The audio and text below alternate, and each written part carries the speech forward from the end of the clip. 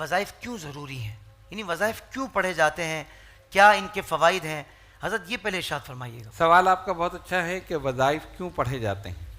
بعض لوگ یہ کہتے ہیں کہ صرف نماز روزہ کافی ہے، وظیفے کی ضرورت نہیں.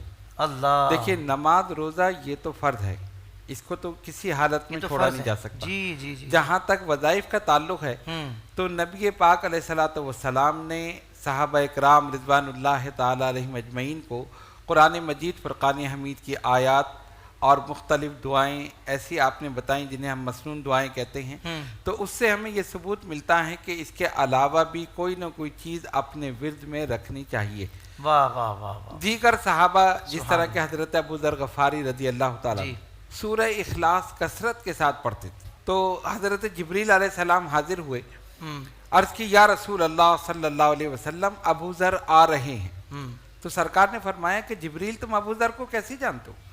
عرض کی یا رسول اللہ صلی اللہ علیہ وسلم میں ہی نہیں آسمان کے سارے فرشتے ابو ذر کو جانتے ہیں، اس لیے کہ یہ سورہ اخلاص کثرت کے ساتھ پڑھتے. سبحان اللہ. اب دیکھیے صحابہ کا بھی یہ عمل کہ قرآن مجید فرقان حمید کی کوئی صورت انہوں نے اپنا معمول بنا لیا اور اس کو مسلسل پڑھتے رہے. اچھا جتنی دیر اس نے وظیفہ پڑھا اتنی دیر وہ وقفہ عبادت میں شمار ہوا جی. اور اس پڑھنے کی وجہ سے زبان میں اثر پیدا ہوا. جب اثر پیدا ہوا تو دعائیں قبول ہو.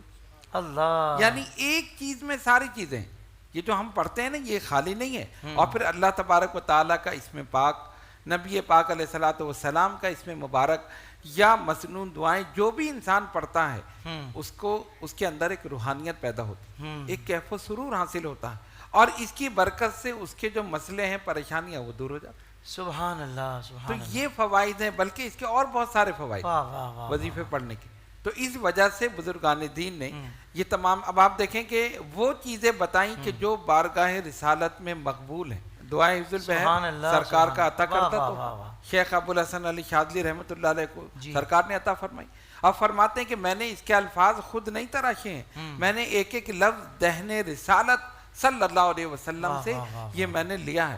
تو یہ ساری چیزیں وہ ہیں جو بارگاہ رسالت صلی اللہ علیہ وسلم میں مقبول ہیں.